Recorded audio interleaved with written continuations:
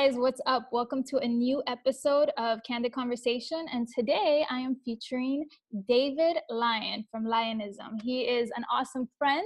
He is a celebrity renowned hypnotist, mentalist, and a pretty badass intuitive. Well, thank you very much. So, welcome. Well, thank you for having me. I appreciate the intro. It's very exciting. Yes, I'm so excited to have you here. So David, just to kind of give some background for us to kind of get things going in a more natural flow, I want to just talk a little bit about your journey and how you started to, because I know a little bit of your story that you started doing magic as a way to kind of first fit in because you felt like an outsider growing up in school.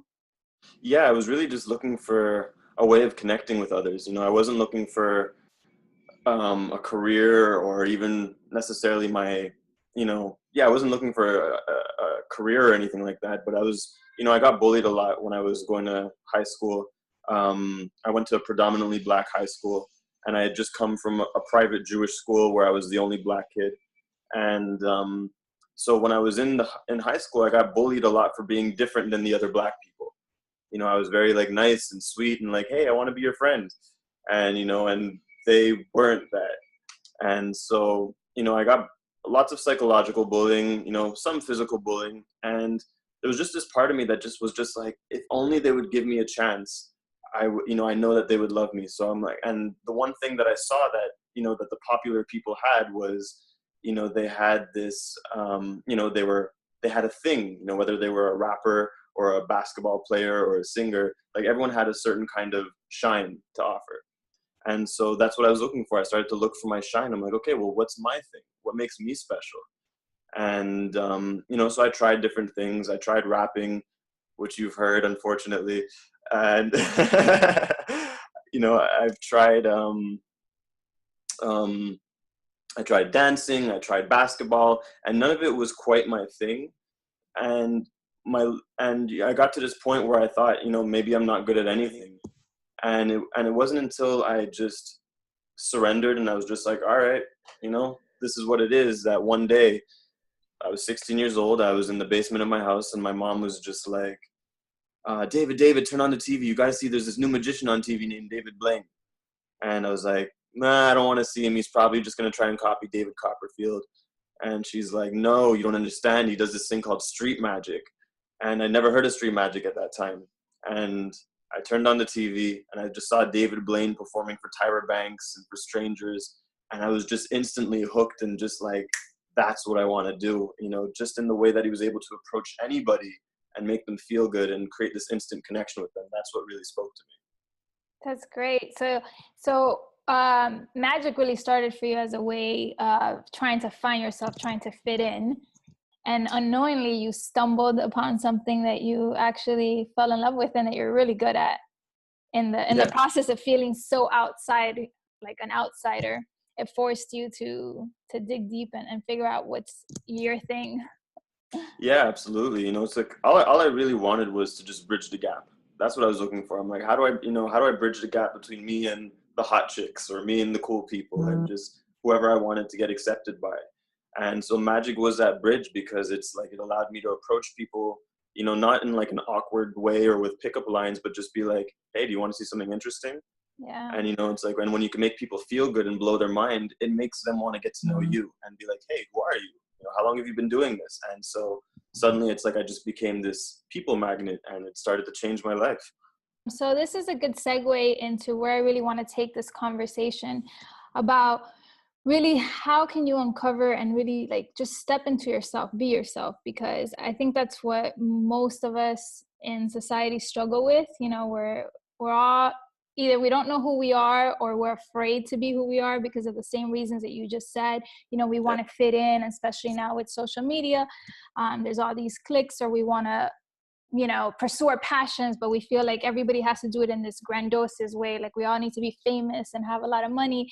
So I know that this journey has been very interesting for you because you've been trying to manifest a certain vision for yourself and stepping into, what you love with magic and hypnotizing, but then you also have this really spiritual side of connecting with people and wanting to share those gifts. So can you tell me a little bit about your journey of really just getting comfortable with yourself and really owning your own power?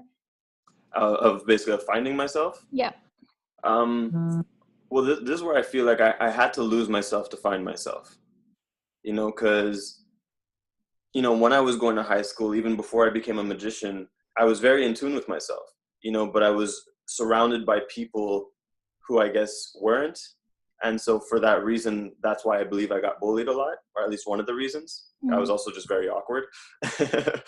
But, so it's like I was always from a young age very in tune with myself, but I started to believe that that wasn't good enough. So the more I got rejected, the more I started to reject myself and be like, oh, being sensitive isn't good enough. Being caring and sweet isn't good enough. And, being playful isn't good enough, because all the people who I want to be like, they're all like macho and cool and tough and don't show emotions and all these type of things. So, that's why I say, like, I really feel like I had to lose myself to find myself, because I guess it was in that contrast of really getting to a place where I felt empty. Because what ended up happening was, when I first started performing magic for people, which was also around the time when I was about 20 years old, I was going to a college called Dawson College. And what had happened was, I did my first performance and it blew people away. And I literally went from being the most invisible guy in school to the most popular guy in school overnight. And now all of a sudden, like, everybody knew me. Like, they didn't know my name, but, like, I would show up in school to be like, hey, magician, yo, magician, just like, yeah, that's me. And, and it just really, like, excited me. And I just saw it as my opportunity to now fit in and be like them. And so this is where I started to go through the lose myself process of, like, okay, now I'm going to learn how to talk like them and act like them and be like them. And it took me a long way. Like, it wasn't a bad experience, because it served its purpose in helping me grow my brand and meet new friends and have experiences and live life. The thing is that as I grew in my ego, I started to become very cocky. I started to become very arrogant, and, I was getting, very popular. I was starting to get fame. And, and then there was a certain point whereas the higher I started to climb the celebrity ladder, because I got to this point where I manifested one of my dreams, which was to perform for Drake, and, thinking that, this was the big dream, that after I performed for Drake, I'm finally going to have attained fulfillment and, my life was made. And, so that happened. I performed for him and, got a shout out from him, which is on my YouTube channel. And then after it was done, I was like, okay, I'm going to put this online. Everyone's going to want me. Everyone's going to love me. And I was looking for everything from the outside, basically. And then when the next day rolled around, it was just another day. And, I wasn't getting any extra recognition. I wasn't feeling any more loved. And that void inside of me that I'd been trying to fill for so long, thinking that this dream would fill it, just felt even more empty. And I never felt more empty in my entire life. And that was really the day that it was so painful that I had to ask myself a very powerful question, which was, what is it that I'm not seeing? And, because everything I was doing up until that point, I was accomplishing. I wanted to become a magician, I did it. I wanted to meet Drake, I did it. I want to get on TV, I did it. So everything I was doing, I was accomplishing. So I knew it had nothing to do with what I was doing. I'm like, there must be something I'm not seeing. And so that question, what am I not seeing, is what I believe reopened the doors to me finding myself again. And, that's where I started to fall into spiritual teachings and ancient Egyptian teachings, like the teachings of Ra. And eventually it's what led me to meeting the guy who we both know, Alex, who became one of my first mentors. And he was my first experience of a psychic channeler, energy healer type dude, which, at the time... That's so interesting, though. Hold on. I just have to put a pin right here, because it's so interesting that you had this idea of, like, what your fulfillment or what your success would be like, and how once you attain this, that's it, you were going to be fulfilled, you were going to be happy. And then you got the Drake, you performed for him, and then you realize, like, okay, once the hype died down, it was like, wah, wah, wah. It's not all that, there's more to it. Yes. And I think a lot of us do this. We're always trying to attain something, thinking that that's the thing that's going to fill us, but it's actually deeper than that. And so you had to go through that journey in order to step aside and realize that, hey, there's something deeper, which is within. And that's what started your spiritual journey. So Yeah.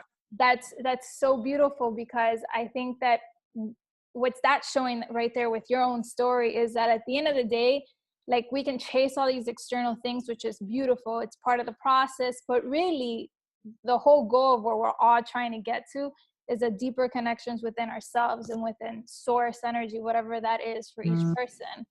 Absolutely. So that's just really cool that took you there. So, okay. So now you are searching for something deeper, and now you have opened the door to your spiritual side, and you meet a friend, the channeler. I call him the channeler.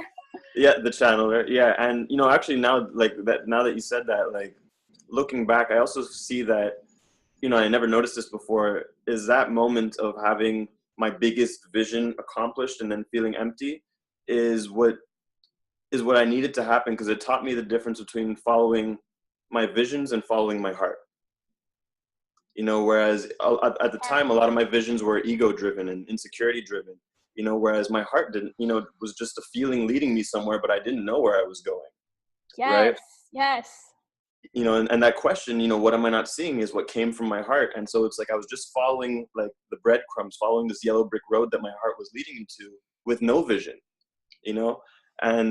and that was what was needed in order for me to, to eventually find the bigger visions of, so now, I went down this path, did the spiritual thing. I ended up meeting our channeler friend, and it was an interesting story because, like, I had always believed in psychics, but I thought it was like, the few among us. There's like maybe one or two in the world kind of thing. And so I was also super skeptical, not remembering my own gifts.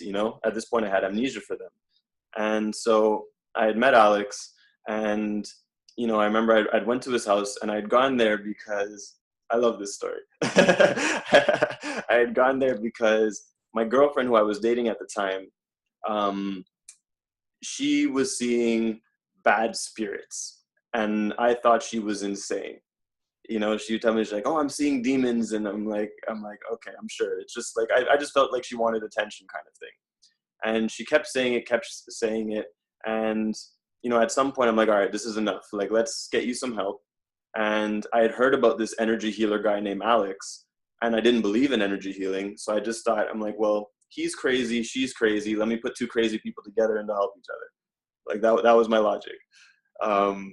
Clearly very ego driven. But so I ended up going to see Alex, and this is where I started to see some magic, like some of the real magic of life, in a very unique way, because we went to his house, and he put her on this massage table, had her close her eyes, and I'm sitting on the sofa watching everything. She closes her eyes, he closes his eyes, and he starts to do this like chakra DJ thing above her body, and as he's doing it, I'm looking at him like, oh, that's a really cool performance. And then I started to see, like, he would do these things where, like, if his hand was above her chest and move his hand upward, her chest would move with it, or go near her head, and her head would move with it. And now I'm looking at him like, okay, what the hell is going on over here? Like, this, I'm not understanding the trick.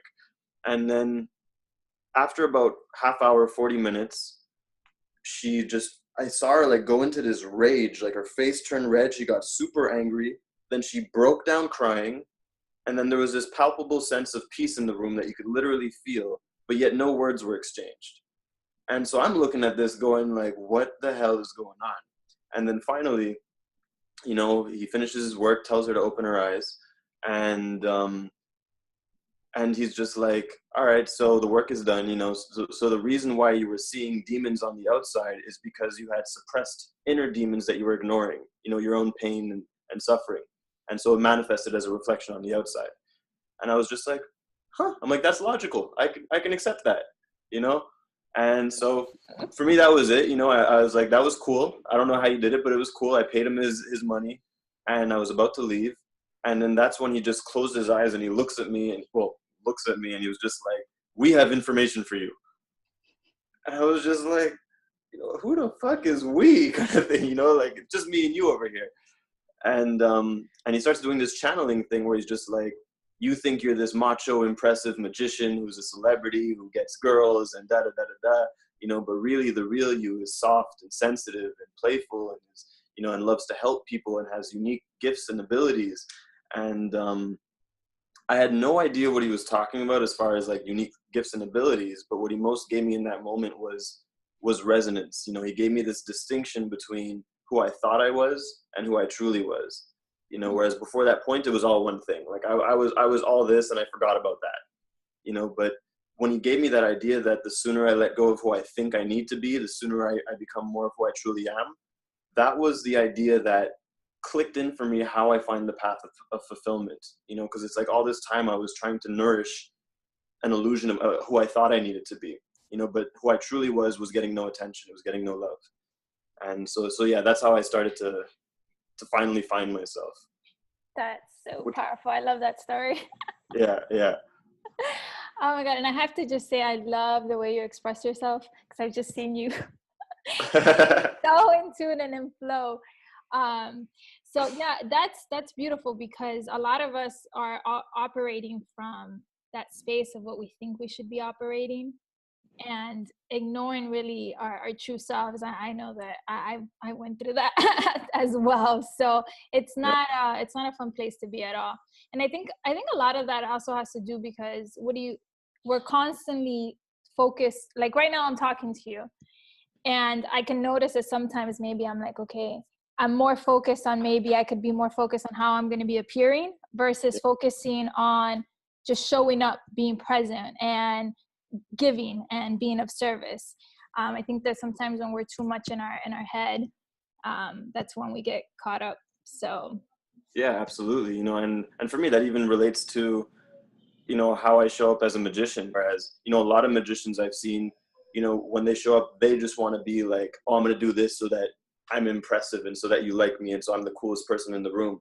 Whereas it's all about themselves. Whereas that was never my intention, because I wanted to connect with people. I'm like, how can I blow your mind? How can I give you an experience that you've never had? So I immediately get out of my own way, and I feel like that's what lets my essence naturally shine through.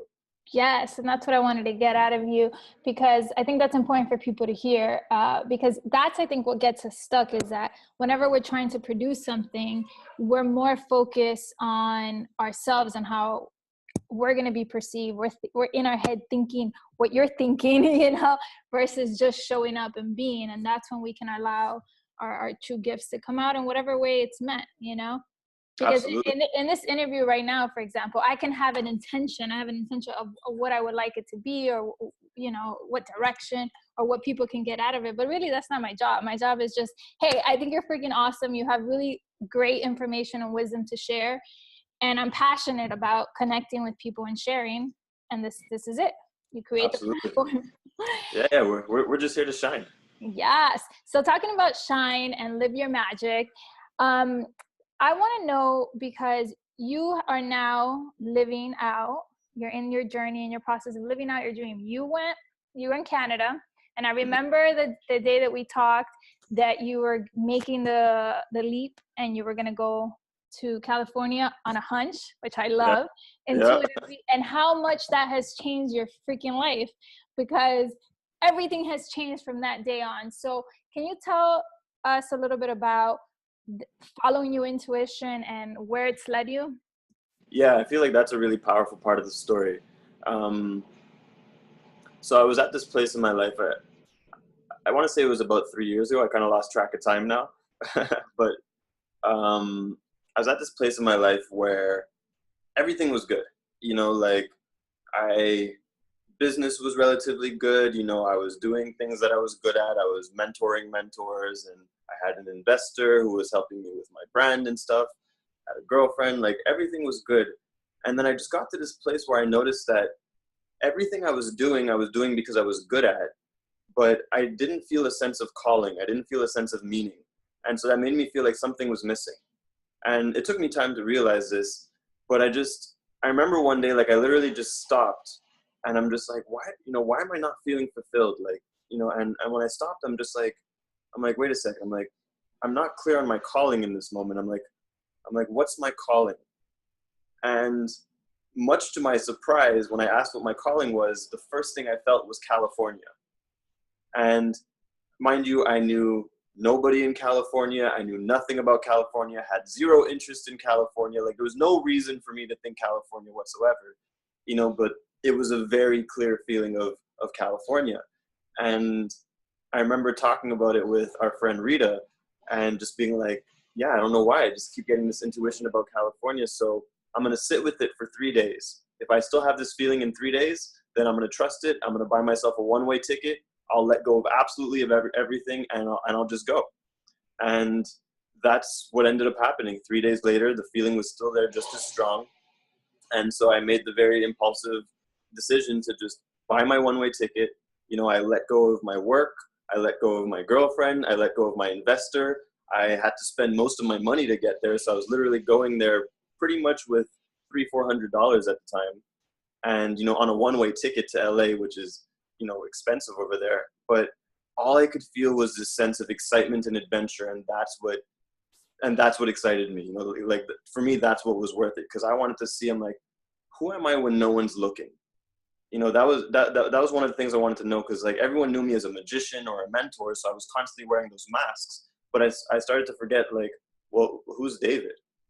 So I wanted to know, who am I when no one's looking, and what's my potential if you put me in a completely foreign land where I know nobody? What can I accomplish? And so that idea really excited me. And, so I went out to Cali and ended up going to LA. And it was honestly just the most synchronistic, most magical time of my life, where it's like every single day was this magical flow of right place, right time, people giving me a home to stay in, giving me food to eat, offering to take me to dinner, always, just randomly getting gigs and bookings and stuff like that.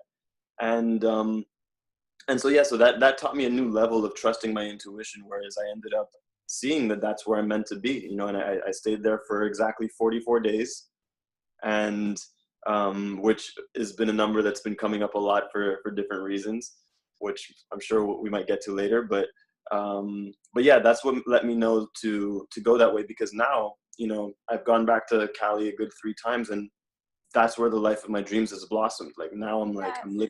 I'm living this incredible life. I have a dream team. I'm making good money. I'm happy. I'm excited, living in flow. And it's still all through living purely through my excitement, my flow, and through synchronicity, which was my standard for life, which that's what I call living magic. Yes. So for people who don't know, because this is one of your really big messages, and I want to kind of get a little more clarity on it for those who may not understand. Okay, follow your excitement, your flow. I understand what you're talking about, but let's break it down. The importance of really following your excitement and how that really opens up your intuition. So can you just speak a little bit more on that for people who are not Yeah, so clear?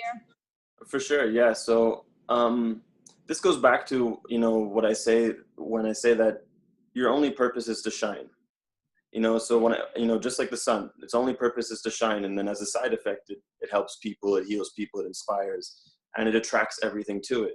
And so with that in mind, it's the idea of like, well, what lights you up? And so when you follow things that excite you and that give you more freedom, or that just ignite your soul, you're naturally following your soul's GPS that's already set to the destination of your dreams and fulfillment. So it's like, for me, I just see it as like a higher form of logic, whereas every time I feel that feeling of excitement, that pull, I remember a great analogy I was given one time was, imagine you're in a forest, and you see far in front of you is this like golden paradise that you want to get to. And there's 3 paths. There's a path that goes straight, which seems like the logical path, and there's a path that goes left and a path that goes right. Now, logically, you might say, okay, well, I want to get to paradise, let me go straight. Whereas your soul is the one that has the bird's eye view, can see above the forest, and is actually nudging you, it's saying, go left. And you might look and go, that path looks kind of dark and dingy, I don't know about that.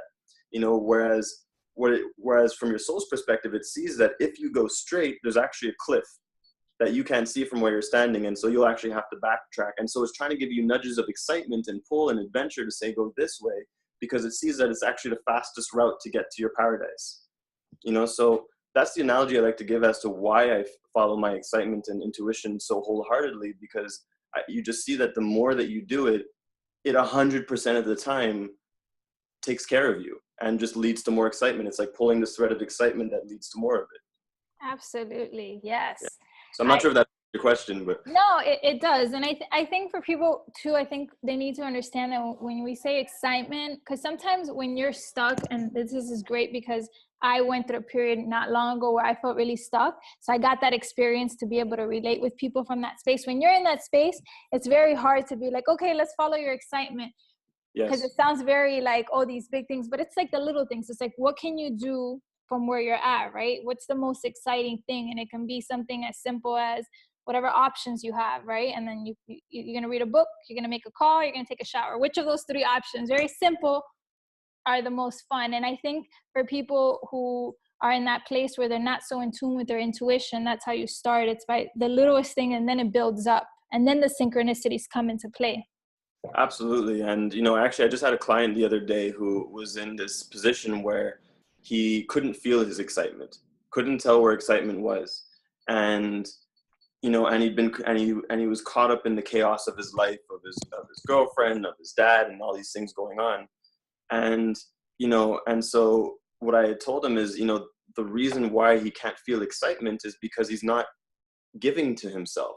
There was a certain lack of integrity with himself, whereas, he was constantly doing what others wanted, but not what he wanted, kind of thing. So what I've noticed is with people who can't feel excitement, it's usually because they're not listening to themselves. They're not giving to themselves. They're not saying like, they're caught up in being too nice, because they don't want to be a bad person and their intentions are good, not realizing that they're doing things at the expense of themselves. So first, I feel like the first step for a lot of people who can't feel excitement is to just adopt a certain integrity with yourself, where you could be like, okay, like this is what I want to do. This is what I feel like I need, regardless of what other people are trying to pull me towards. This is what I need for myself so that I can fill my own cup and then, give from the overflow.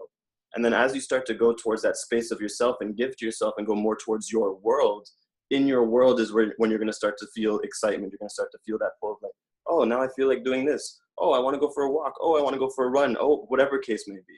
So it's like first step is get back into your world. And then in your world, you get all the swirls of excitement. Yes. Love it. Swirl away. Okay. So now that you're in this place where you followed your intuition, you're in LA, things just started happening. You have the synchronicities, you meet the right people at the right time. You finally have managed to get your team together, which is, I know, something that you wanted to do for a really long time. Yes. And now you built your platform. So how does it feel where you're at right now, like having accomplished this piece of really stepping into your power and being able to create this platform for yourself? Your Instagram is growing. Tell me, how do you feel?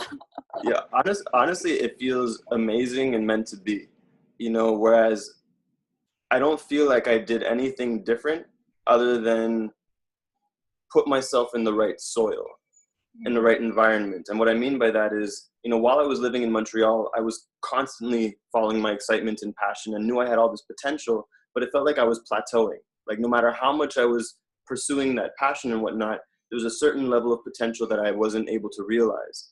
And so I feel like when I got that calling feeling to go to California, that was life's way of trying to say that, your seed needs the better soil, because a flower seed can have all the potential in the world, but if it's not in the right environment, it won't blossom.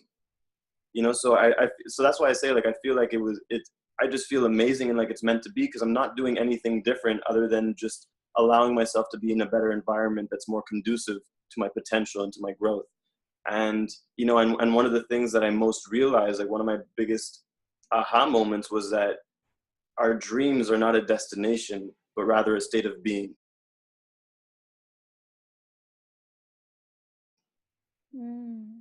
It's like and that's really how I felt. It's like as soon as I left for California, I just had this clear sensation of I'm living my dreams, and it's me, it's within me. It's just this state of being. I'm in this dream state, and so now I'm attracting my dreams to me more effortlessly. Yes, you're in that flow state. You're just following the excitement and everything falls into place. Exactly. So beautiful. So I want to jump to something that you recently posted about, and I feel like this is the next step of what you're working on energetically, and it's the homeless man in a mansion. Yes, homeless in a mansion. Homeless in a mansion. So tell me about that. How you're working with shifting your mindset when it comes to money and being okay Oof. with attracting it. Yeah, this is such a big and I feel necessary topic. Okay, hold on, let me get into this because I really want to get all the richness of this out for you guys. So one of my biggest struggles in my life was around money, and not necessarily in the sense that like I had all kinds of money fears, but it was more like I was just very content. Like I didn't feel like I needed money. I'm like, as long as I can do what I need to do, pay my bills, I'm happy. Of course I would love millions of dollars, but I'm not a money driven person. I'm not the type to be like, you can't give me a big opportunity. If it doesn't excite me, I don't care how much money it makes, I'm not going to do it. And I started to get to this point where like I knew that wealth is also part of our purpose, because wealth is also spiritual. Wealth is energy, money's energy. And so where things started to change for me is when the most recent time I went to California, April 25th. I went to San Diego, and I went to this event where it was literally a bunch of spiritual millionaires. All these like healers and channelers and coaches who were just doing phenomenally well, and yeah, and who were inspiring. Like I saw that they were purpose driven and they were still making money. So being in that energy was very helpful. And I ended up having this shift while I was there, whereas I realized that my wealth is not just for me. As I was talking to people there, because I remember I was going up to certain people, and because I felt a bit intimidated, sharing my message with people who are more successful than me financially. And I started to realize in that moment, I'm like, my wealth isn't just for me, because my level of success is part of what allows people to believe in my message. So it's like, that's the reason why people will listen to Tony Robbins or to Oprah or to whoever else, is that your success shows a certain level of shine, and people are going to be like, oh, how'd you do it? Because they want success as well. And so when I had that shift and I realized that my wealth isn't just for me, that was the first time in my life that I felt a genuine purpose and excitement in attaining lots of wealth and becoming like stupid wealthy. and so I remember in that moment I was sitting at a table. We were doing like a mastermind session with people, and one of the guys at the table was just like, so what do you want to create next in the world? And I was like, I'm like, honestly, I don't know. I just came to this event for fun, just to see the people here. And he's like, if you were just to pull the trigger now, and and you had to just pull the trigger on something, what would you create? And for some reason, out of my mouth, I was just like, I'd create a brand called Wealthy Spirit. And he was just like, oh, I like that. And everyone at the table was just like, oh, tell me more. And I was just like, in my head, I was like, oh, that was pretty good, And and I said, I'm like, oh, well, it's all about embodying the fullness of your essence, so you can experience the richness of your soul, something along those lines. And then they're like, oh, wow, where do I sign up? And I was just like, I have no idea. But it's like, I knew I was onto something. And it just built within me this desire, whereas that's when I decided to invest in a mentor who can help me with this. And I told him that my intention is I'm ready to fully embody the wealth of my spirit, and I feel like those were the magic words, if you will. It's like, I want to fully embody the wealth of my spirit inside and out. And of course, when you tell life something as big as, all right, I'm ready to embody the wealth of my spirit, the first thing it's going to do is it's going to surface all the limiting beliefs that you have that are keeping you from realizing the wealthy spirit that you already are. And that's where one of my biggest challenges began, where, oh my God, so from San Diego, I went out to LA, and, and I was intuitively spending all kinds of money, whereas I showed up, when I first showed up in California that time, I had about $5,000. And then by the time I got to LA, I was already down to like a couple $100. And, you know, to a point where eventually I was staying at an Airbnb. I had 1 day left before my Airbnb ran out. And at this point I was down to $127. And I had all these wealthy clients who were wanting to work with me, but who just weren't clicking in yet. So I had this contrast of like, you're right there, and not being able to reach them while being pretty much broke. And I was just tired, is the best way I could put it. Like I was tired of constantly, I was showing up, you know, I was, you know, following spirit, being devoted and waiting to get to the payoff, but it didn't seem to be coming. And so Airbnb ran up. I'm officially homeless. You know, I'm on the street with my, you know, and I say that lightly, you know, but like I'm officially homeless. I'm on the street with my luggage, my groceries, my computer bag. I have all this stuff. I'm feeling completely drained, and I'm just like, I had to call up my mentor and be like, can I come stay with you for a night? And I went to stay with him, and I felt a lot of shame around it, you know, because I felt like, man, I'm like, I should be doing this on my own. This is what I came here for. And I felt like I was intruding by being there. He was there with his new girlfriend and stuff like that. And this whole moment unfolded where, you know, as the next day rolled around, and it was time for me to leave, I remember like, I just felt like I needed to express myself because nobody knew what I was going through. Like everyone thought, oh, Lion's killing it in LA. He's doing the celebrity shit. No.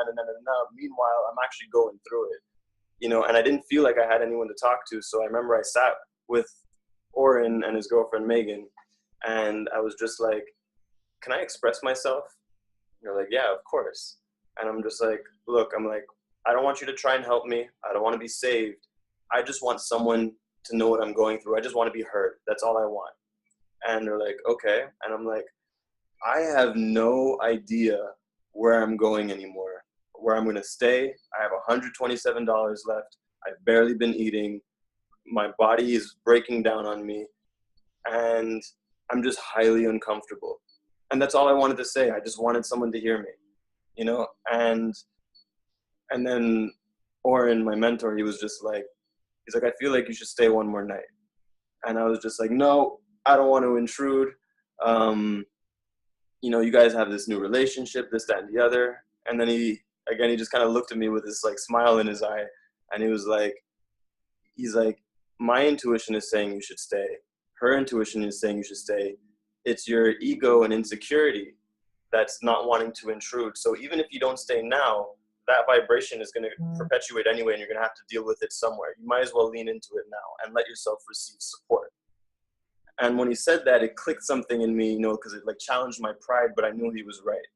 And it was in that moment that I realized that part of being a wealthy spirit is letting yourself receive support. You know, because how could you receive the support of life if you're not willing to receive it, of the support that's already around you? Yes.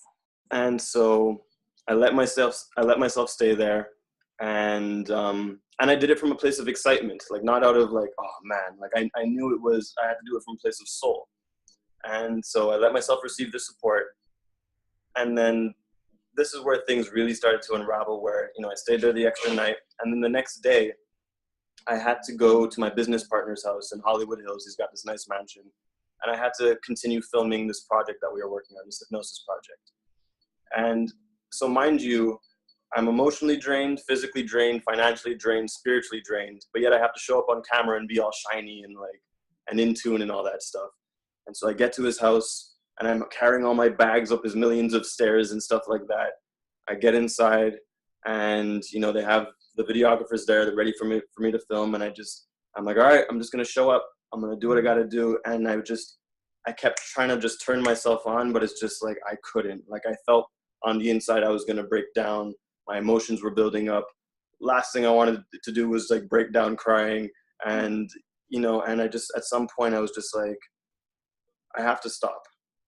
You know, I'm like, I have to stop. And they're like, what's up? I'm like, honestly, I'm just going through it, and I need just a day to just rest and reconnect to myself. I'm sorry, I don't want to disappoint you guys. And my business partner kind of gave me a look, and he's really like a brother of mine, and he was just like, he's like, where are you staying? Because he saw my bags. I'm like, I don't know, bro. And he's like, stay here. He's like, why don't you, he's like, I have this mansion. Why don't you stay here? Stay on the couch. And I was like, reluctantly, I'm like, all right, I have nowhere else to go. And because I wasn't letting myself receive the gift he was giving me, and I felt like I was intruding and I didn't like it, while staying there, I literally felt homeless in a mansion, which was a very weird feeling. I'm in this beautiful location, but I'm just there in my little corner under my sheet or whatever. And yeah, and just, to kind of summarize the story, it was like I had to just go through these learnings and lessons of, getting to this place of being appreciative of what's being given to me, and just allowing myself to really receive the support that's being offered, and being willing to ask for help, being willing to ask for support, so that I could start to experience more of the abundance of life. And as soon as I let myself receive that support, money started coming in, clients started coming in. It was like I passed my test, sort of thing. Yes. Then I was back in flow and ease and all that good stuff. That's awesome. There's so much good stuff in there for people to pull from. And I think that one of the things that you highlighted is that we need to be very aware when we ask for abundance, is that it can come in a lot of different forms. And sometimes we're so rigid in how we want success or abundance or support to come in one form that we block ourselves. And so we need to know what we want, but allow ourselves to be open to receive it, because like you said, you were waiting for, you wanted to make it happen. You wanted to be, but in you doing it, we don't realize that you do it, but with the support of others, because we're never doing anything alone.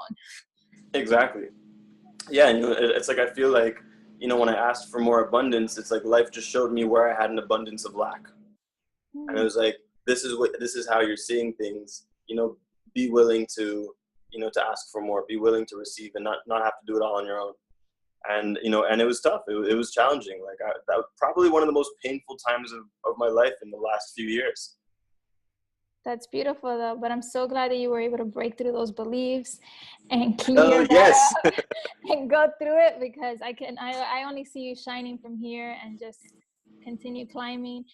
So I know you're going to go through a lot more experiences, because the journey is like just about going higher and higher, and the challenges never stop. It's just in a different level. Yeah. So in kind of wrapping up a little bit, is there anything that you want to leave us with? I feel like, I've said a lot of things, and there's certain things that I normally share a lot, but in this moment, what I feel is most pertinent is just the idea of really being willing to ask for help.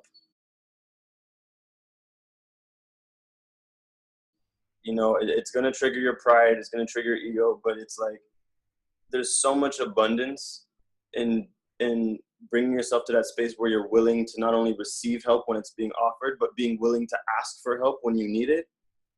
That's a big part of the foundation of what it means to be a wealthy spirit, and to step into more of the wealth of yourself.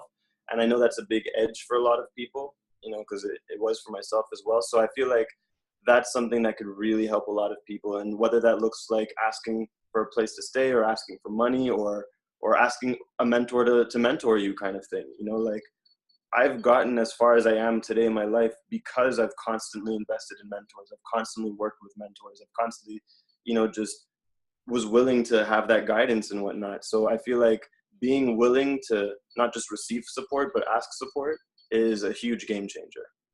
Yes, absolutely. That's so beautiful. And can you tell us a little bit about what you have going on? I know that you launched your Lionism Academy. Yes.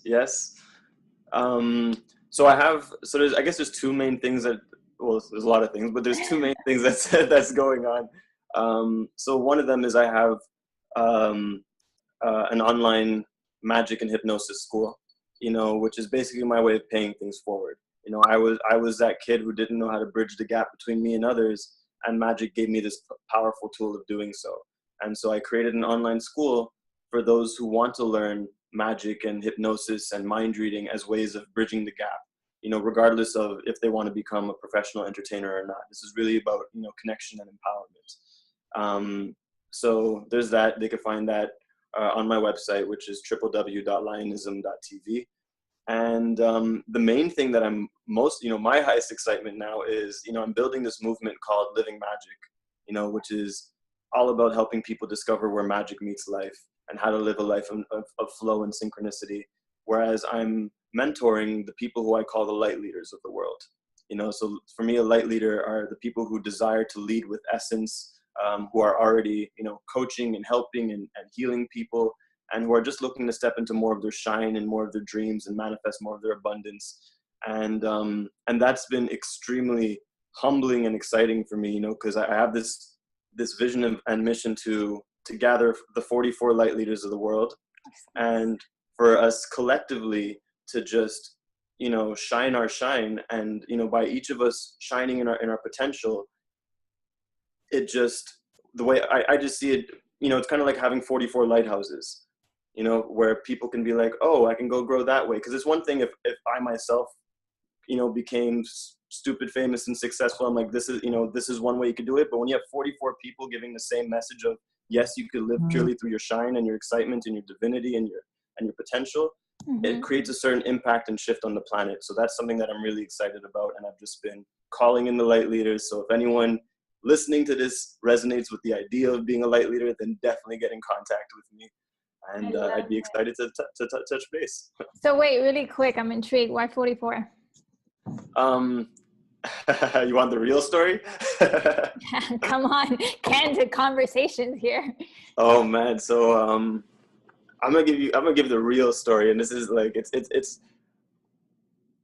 I share a lot of things, I'm very comfortable talking about, like my psychic abilities and spirit and all these things. This is a weird story that some people may not believe, but that's okay. But basically, while I was in LA, around Christmas, New Year's, I had an experience with an extraterrestrial, which feels uncomfortable to share because I know how weird that sounds. No, but this is why I love that you're getting this platform, because you're going to be one of the few that's going to talk about all this stuff that people don't want to talk about. Yeah. That's where the magic lies. Okay, go ahead, go. Yeah. And I guess another way I could put it is like it was an experience with a being of higher consciousness, where I was sleeping on the couch at my friend's place, and I was sleeping on the couch, and in the middle of the night I started to have these really, really intense dreams. And like throughout the week I had actually been having lots of dreams about UFOs and stuff. And at one point I had asked my friend, I was like, who was like good at dream interpretations, I'm like, what do you think these dreams mean? And she's like, I think you're going to have extraterrestrial contact very soon. And I was just like, I don't think so, but thank you. I'll take it with a grain of salt. Like, I don't think that's actually what it means. Sure enough, a few days after having those dreams, I'm sleeping on the couch and I start to have these intense dreams again. And it just so intense that it wakes me up out of my sleep. And I'm lying on my back in the living room on the sofa. And my breathing is doing this weird thing. It's doing this. And I was just like looking at my chest, and I started to get a little panicked. I'm like, am I okay? So it starts to like wake me up even more. And I'm like, oh my God. I was worried. And then as I started to just kind of like calm myself, I became very aware that there was something standing to the right of my head, and that there was something doing energy work on me, because I could feel energy flowing through my head. And when I saw it out of the corner of my eye, I remember I closed my eyes. I'm just like, as long as you're good, as long as you're good. And, and I turn my head to the right, and I just see this 8-foot tall dude who, was clearly extraterrestrial. He had this like white hood that went all the way down to his ankles. And he had this kind of like grayish, whitish skin, kind of scalyish. And, but I could tell through feeling that he was completely benevolent, and he had one hand out over my head, and he was doing energy work on my head. And, and I so I looked at him, and then I just turned back, and I was just like, as long as you're good, as long as you're good. And, you know, and I turned to look again to make sure I wasn't crazy. And sure enough, he was still standing there. And I just really felt this, like, this calm sense of, like, just peace and knowingness and love, like that, you know, he was a good guy, basically. And so, you know, intuitively, I just felt to let him continue his work. And so I closed my eyes and I did my best to let myself fall back asleep. Took me a couple minutes, fell asleep. And when I woke up in the morning, of course, like, that was the first thing I thought of. And I was just like, holy shit, I just saw an alien, you know? And the first thing that I, you know, like, my first thing was like, wait, like, was it a good guy, you know? And for some reason, my eyes got attracted to this sign above the door that said, God bless. And for me, that, like, it was my confirmation that he was of God, like, aligned with source kind of thing.